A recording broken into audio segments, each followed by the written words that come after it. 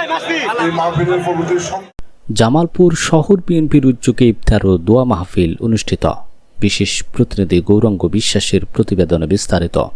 জামালপুর শহরের ঐতিহ্যবাহী পুরাতন ফুলবাড়িয়া ঈদগাঁও মাঠে জামালপুর শহর বিএনপির উদ্যোগে দোয়া ও ইফতার মাহফিল অনুষ্ঠিত হয়েছে। পবিত্র রমজান মাস উপলক্ষে আয়োজিত ইফতার মাহফিলে বিপুল সংখ্যক নেতাকর্মী ও সমর্থকদের উপস্থিতিতে ঈদগাঁও মাঠ প্রাঙ্গণ মুখরিত হয়ে ওঠে। অনুষ্ঠানে প্রধান অতিথি হিসেবে উপস্থিত ছিলেন প্রতিমন্ত্রী বেসামরিক বিমান ও পর্যটন মন্ত্রণালয়ের এম রশিদুজ্জামান মিল্লাত।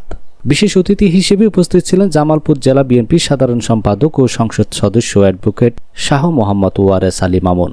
বক্তারা তাদের বক্তব্যে পবিত্র রমজানের তাৎপর্য তুলে ধরে দেশ, জাতি ও দলের কল্যাণ কামনা করেন। একই সঙ্গে রাজনৈতিক সহনশীলতা, গণতন্ত্রের চর্চা ও জনগণের অধিকার প্রতিষ্ঠায় ঐক্যবদ্ধভাবে কাজ করার আহ্বান জানান। শেষে দেশ ও জাতির শান্তি, সমৃদ্ধি ও দলের নেতাকর্মীদের মঙ্গল কামনায় বিশেষ দোয়া ও মোনাজাত অনুষ্ঠিত হয়। দোয়া শেষে উপস্থিত সকলের মাঝে ইফতার বিতরণ করা হয়। মাহফিলে জেলা ও শহর বিএনপি এবং অঙ্গ সহযোগী সংগঠনের নেতৃবৃন্দ সহ সর্বস্তরের নেতাকর্মীরা অংশগ্রহণ করেন।